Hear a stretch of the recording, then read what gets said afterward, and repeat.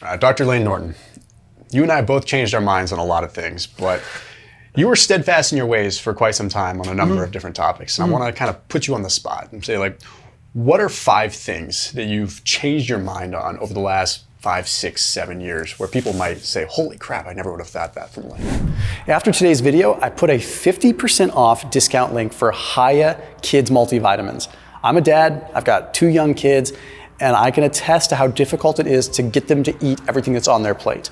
I'm not suggesting that they're lacking in nutrition, but I do think that adding a good multivitamin can be fun and only really beneficial. So Hiya is a multivitamin that is chewable, sweetened with monk fruit. So the kids get to have fun. Like, our routine is, hey, get your jammies on and then you can have your vitamin.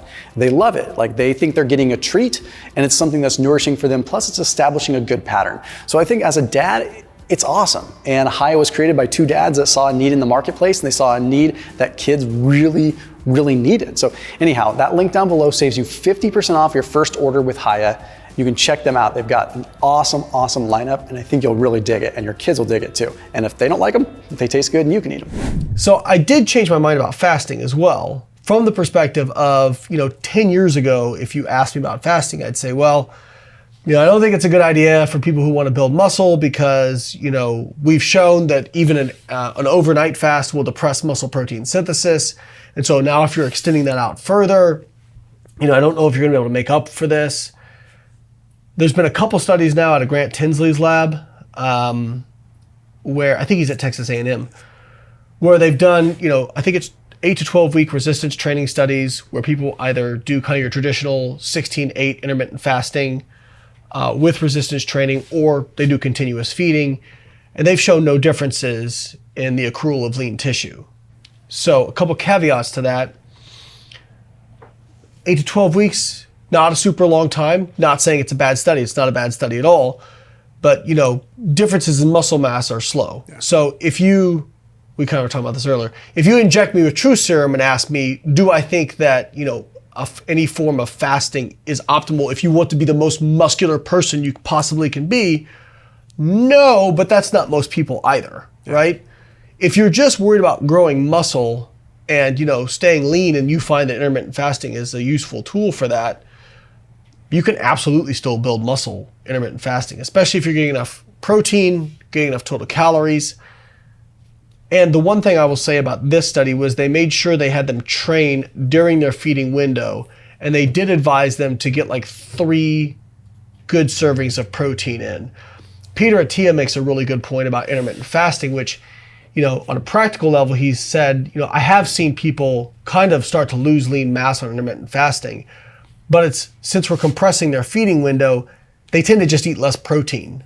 They tend to eat kind of like a similar diet they normally would, just less. And so, if lean mass is a consideration, if you're narrowing your feeding window, you do want to make sure you're getting, a couple of, high quality protein doses in, if again, lean mass is a consideration. But I have changed my tune that, 16-8 intermittent fasting doesn't seem to be significantly different from kind of regular feeding if you're getting enough protein. And I would like to see a study where, they have people trained fasted outside the feeding window compared to continuous feeding. Yeah. That would be interesting. I don't know if it'll be different. I think a lot matters on like the body composition of the person as well, right? Like, it's, for me, I'm lean now, and I'm very skeptical about doing longer 75, 90-minute workouts without fuel now, right? Mm-hmm. Because now, I don't even have a base layer to really pull from as much. And I'm not trying to sound like a cocky jerk saying that. I'm just saying when I was, 50, 60 pounds overweight, it was just less of a concern. Got a large repository for fuel. Yeah. So it's like, for me, it's like, okay, now, I've kind of changed my tune a little bit too. Like, on my heavier resistance training days that might be longer, higher volume, I am going to eat first. I am going to have maybe some cream of rice or some honey or some fruit or something along with a whey shake, right? I will have something to buffer that.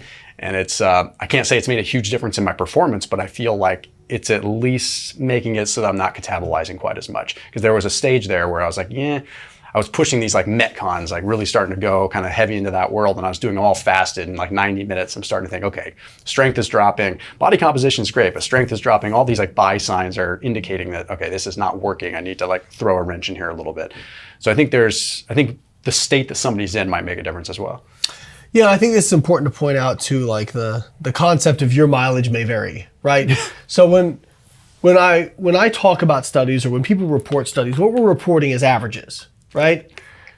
So I think a lot of people take their personal experience, they hear what a study says, and they go, oh, that's BS, because I experienced something different.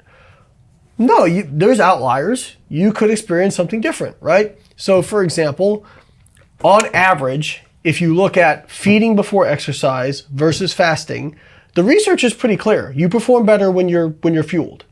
Now, that doesn't mean that everyone performs better. Some people, and I think it's probably more so psychological, they just don't like the feeling of, being heavy or having food on their stomach. Anecdotally, I notice a lot of women tend to kind of gravitate towards that. They don't want big meals before they go in and train.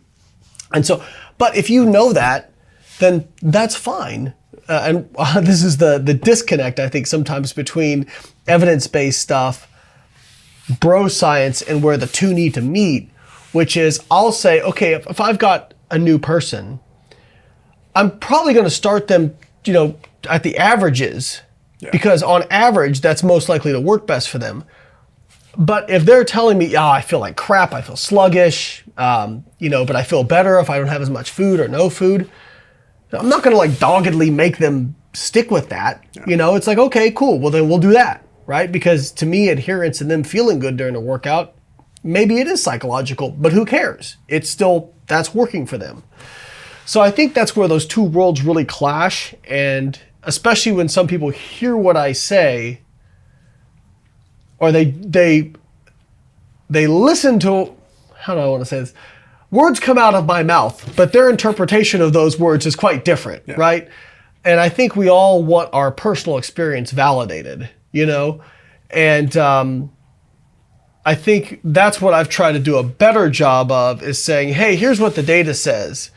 But like, if this works for you, by all means do it. If you, fasting, ketogenic diet, if you have found that to be your experience, that works better for you, by all means do it.